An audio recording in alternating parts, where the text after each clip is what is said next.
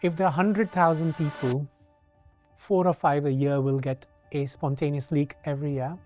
They come with a fairly typical history, usually of headache. The headache is one that's characteristic, usually worse when you're standing up, relieved when you're lying down.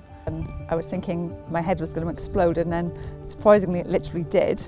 I first felt this jolt in the back of my neck and thought, oh, I've twinged something, but then within the next few minutes there was this horrendous sense that my brain was sort of heavy like wet cement sliding down to the base of my neck.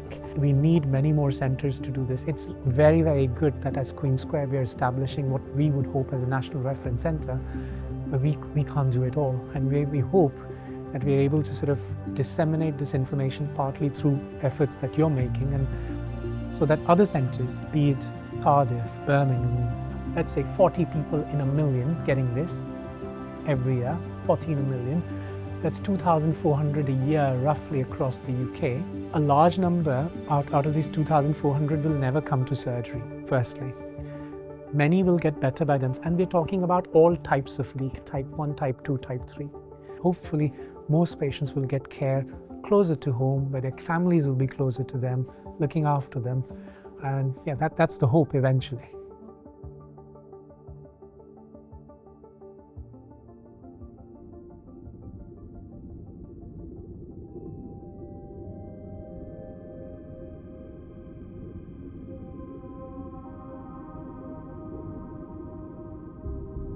We experience our lives, every aspect of reality through consciousness. First-person perspective of the universe, our internal mental lives, our memories, our thoughts, dreams and emotions, our sense of embodiment. The organ responsible for this sits encased in the darkness of our skull. We cannot feel our brains, and yet to be capable of translating the world around us, they must be at least as complex. And it seems this is exactly what they are. The human brain is the most complex structure in the known universe. A tightly folded bundle of 86 billion neurons networked by some 100 trillion synaptic connections.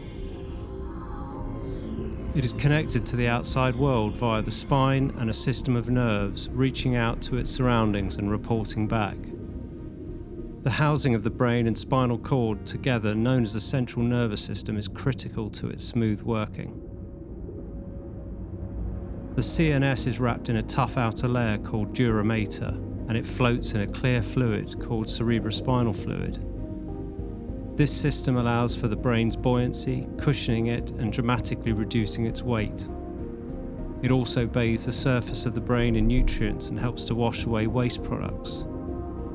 This 150 millilitres of fluid is one of the most overlooked gems of our bodies. It is rarely noticed until it is depleted, and when this happens, it can be devastating.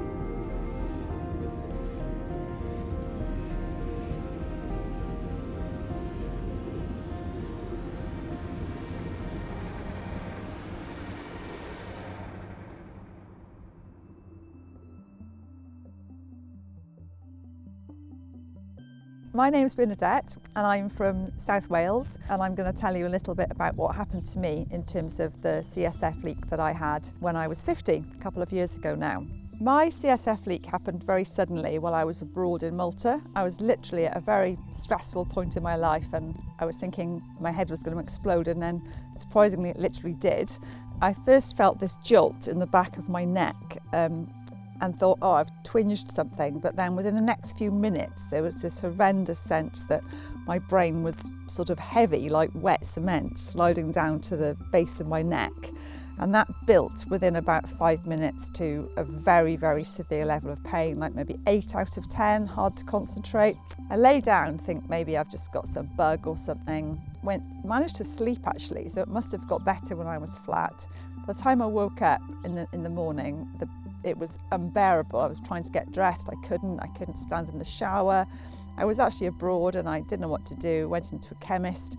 Long story short, I collapsed in there and ended up getting taken to hospital, where luckily for me I was in Malta, where they have a very good health service, and I had the appropriate scans, tests, and very quickly was diagnosed with a CSF leak and intracranial hypotension, explaining my symptoms of this horrendous pain.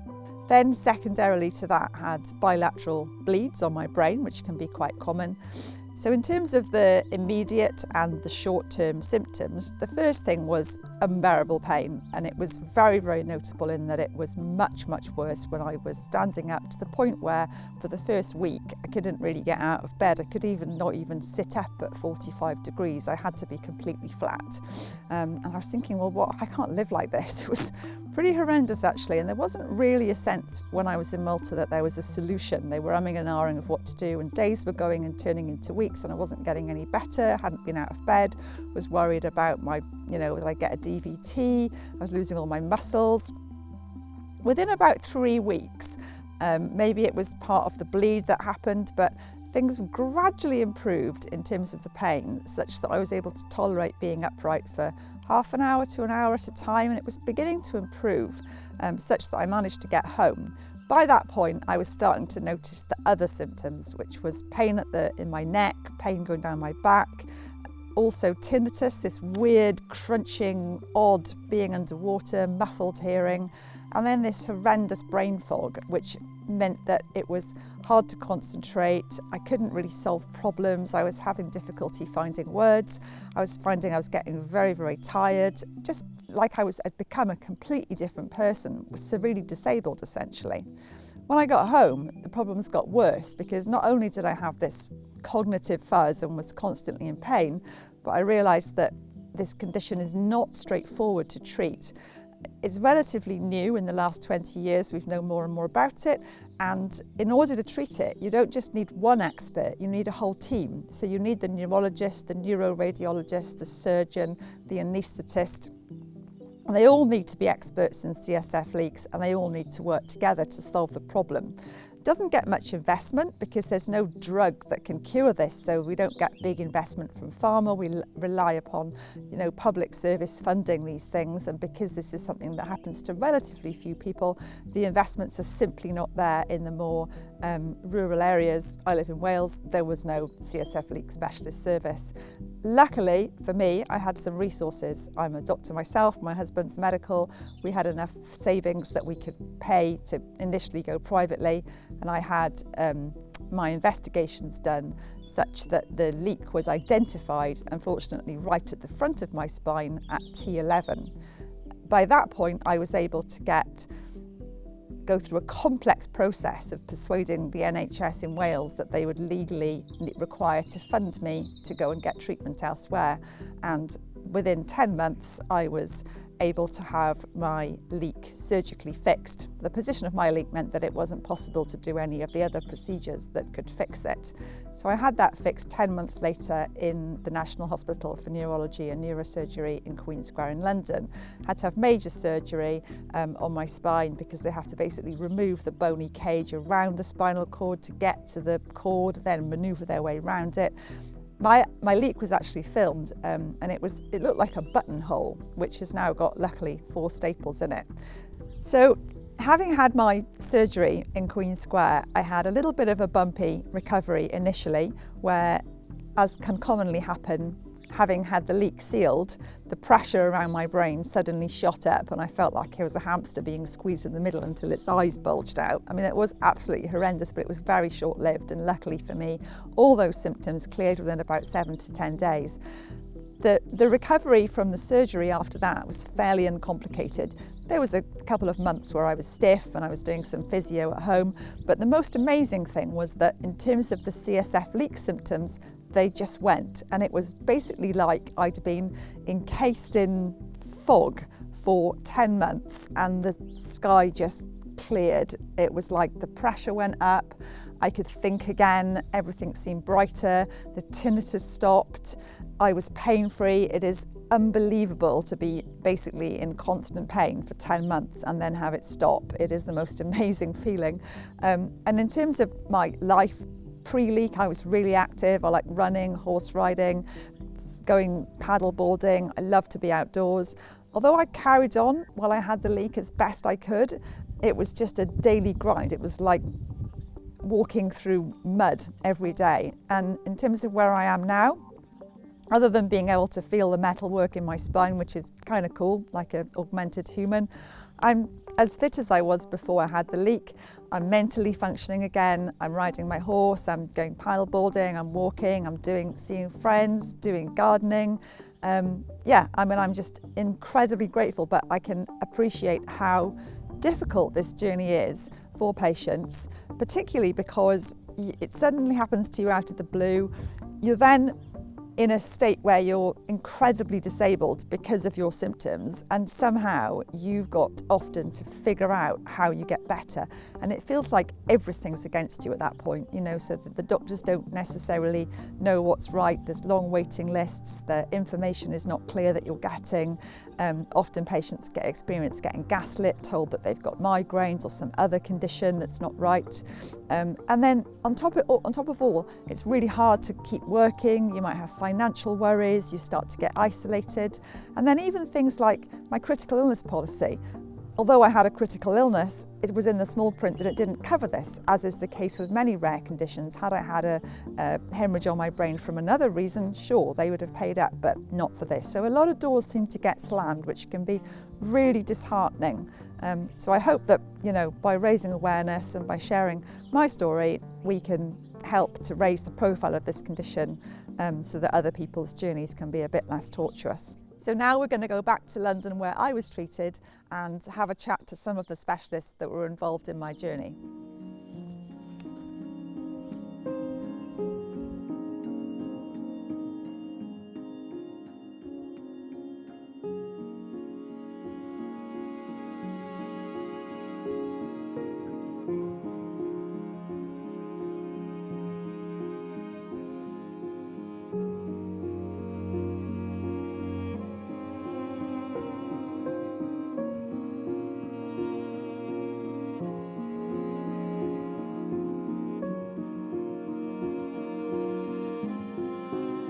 So today we're in London.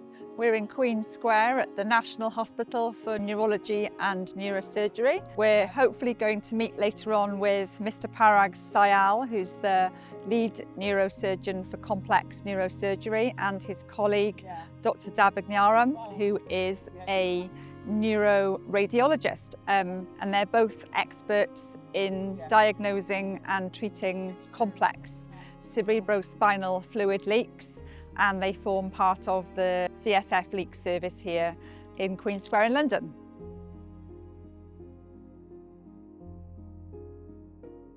I'm Parag, I'm a consultant neurosurgeon.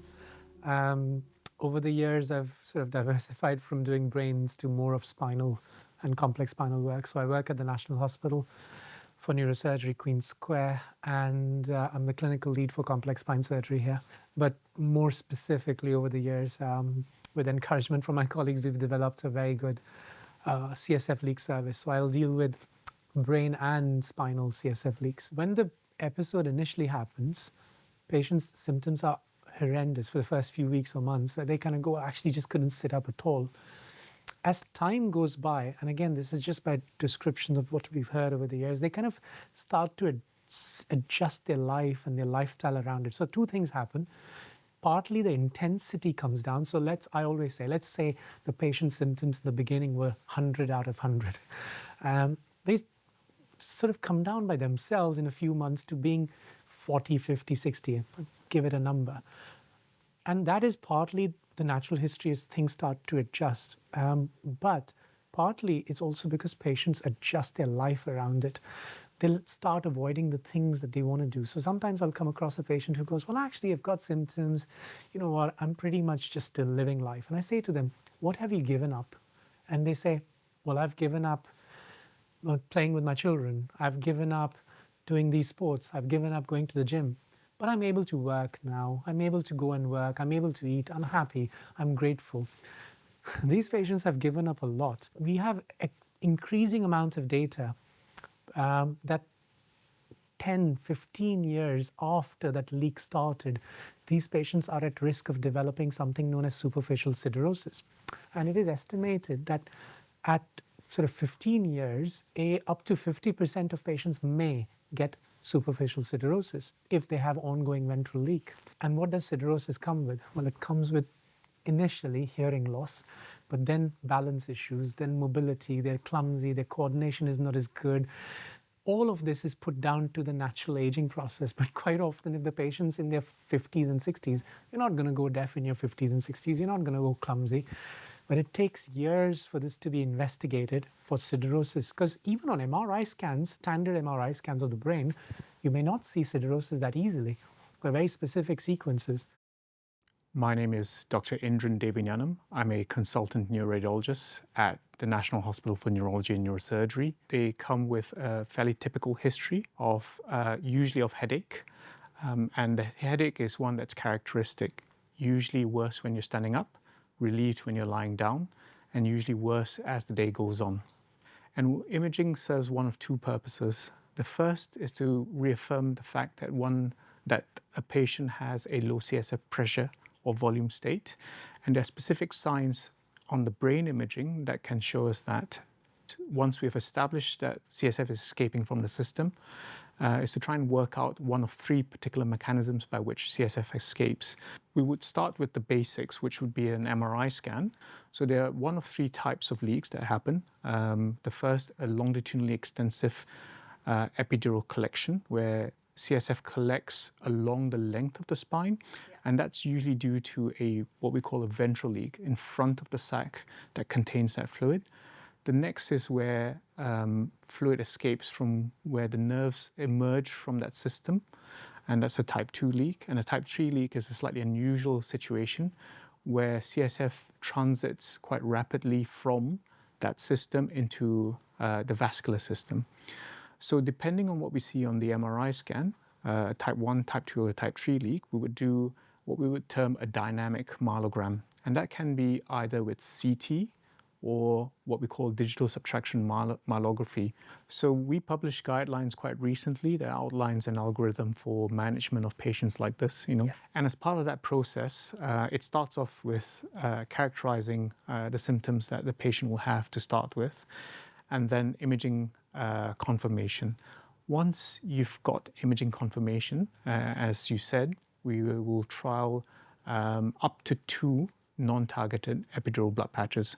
We essentially take the patient's own blood, own tissue, to then administer it back to the patient by forming a biological plaster. The efficacy, how effective these epidural blood patches are when they're non-targeted, are about between 30 to 50% efficacious. We would undertake myelography if, let's say, a patient wouldn't respond to 2 non-targeted blood patches. So myelography, if successful, will isolate the site of a leak or CSF venous fistula.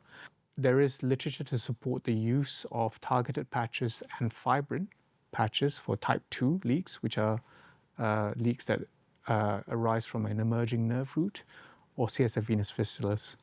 So those will be the instances when we actually do targeted patches. When the targeted interventions, minimally invasive interventions, don't work, the next step really is a discussion at a multidisciplinary meeting level to look for options, which are usually surgical at that stage. It's about diagnostic and anatomical accuracy. Yeah. So surgery in itself is a large undertaking. We want to be absolutely certain about the site of leak or CSF escape, because that ensures that there is the least exposure, least disruption of tissues with the appropriate satisfactory result. Type 2 leaks, as I always say, is on the side of the spinal cord. It's literally like extending the arm out here. There's a leak. Again, their surgery appears big, but actually it's not that onerous. Patients will do pretty well. The risks are, yes, there are some risks, but the vast majority will do super well. Recovery will be fairly quick. In 2-3 months, they should be up to doing a lot of stuff. But it's the type 1 leaks where really glue and other stuff doesn't work, and where the risk of siderosis is right in front. So it's almost, when I was talking to you, it's almost like saying to me, you're looking at me, I'm the spinal cord, the leak is behind me, and you've got to go behind me. How are you going to go behind me? You can't push me around. You have to work around me, and I'm the spinal cord, and I'm the important structure here. The proverbial surgeon being important, but that's the reality. And you have to work around the spinal cord. You have to work around it. let's just say I'm the spinal cord. And let's just say around me is this jacket, which is the dura, which is circling me. But then around me is another structure, which is the bone, which is like a ring of bone. And outside that is the muscle, and outside that standing is the surgeon. So now the surgeon has to cut through that, not through the muscle, but create, and then see the bone. Now that ring of bone is like a ring, so you got to create a corridor. It's open that corridor to remove a part of the bone, which is known as the lamina.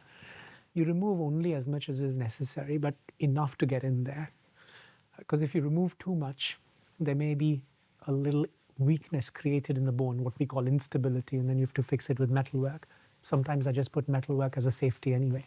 But that's, right now, look, we've cut the skin, we've cut the muscle, we've removed the bone, we're nowhere there. And yet we've already done pretty major stuff. Now at this stage, I'll see the dura, which is the jacket. But the leak is behind me. So how do I look at it? I can't turn and twist around, so I'll have to open this jacket. Now, first thing I'll see is the spinal cord, and yet the leak is not there, it's around. So at this stage, I'll have to open the jacket out super wide to kind of look around it. It's almost looking around, and then you sort of creep in forward and you find the hole. Now at this stage, the hole is in front of the spinal cord. You say, there's a hole, come on, stitch it. There are even the micro instruments that we use, the instruments, they're as subtle and tiny and delicate as they are, it's not always easy to stitch. So I use a combination of techniques. We'll either put a patch on it, hopefully the patch will stick, hopefully. If I can, put a stitch on it very, very occasionally, because the leak may just be slightly off to one side, I'll be able to stitch it. Or then we have these special clips, the Lemaitre clips. But I have to say, it depends on areas of the spinal cord where the leak is. For example, if the leak is lower down, say near bone number 9, 10, 11, 12, I think we're able to get clips there. But it's further up, and the vast, vast majority of leaks tend to be what we call T1, T2, T3, the top. There you can't even get the clips around it in that area, because there the spinal cord is quite an important chunky area. Yeah. So there you're just relying on a patch. You literally creep in, patch underneath. Once that is done, then you come back. And remember, I opened this purposely myself. So I have to then stitch this to make sure leak doesn't happen from here. Yeah. And then we'll stitch this area, put some glue and a patch on it, so reinforce it, and then we come out. When the patients wake up, we put them on flat bed rest. There are reasons for it, because the CSF is produced in the brain, and if you're sitting up, it sort of tracks down. So you're hoping by getting them to lie down, you're reducing the pressure of CSF. We all love lying down in bed for 10 hours, 12 hours. But after 15, 16 hours even, we just want to stretch out, get up. These patients aren't allowed to. They have to lie in bed, roll around, eat and drink in that position, sip with a straw. It's psychologically and mentally, it's challenging. Some patients may spring back very quickly. Some may already be badly deconditioned. Let's not underestimate the existing mental health impact, which then has an impact on recovery. Hypervigilance in the recovery, because they've been so used, they've had so many symptoms, and they got so used to not being taken seriously at times that when during the recovery they get even the slightest headache, the first thing is panic, like what's happening? Whereas actually that might now just be a normal headache, which any one of us is allowed to have, really. So yes, it's, I think, patient charities, really, really big role. Documentaries, patient education leaflets, videos, whatever we can do to put it out there and say, well, listen, we're not saying this is exactly going to be your journey, but it might give you an idea of what to expect and what not to expect.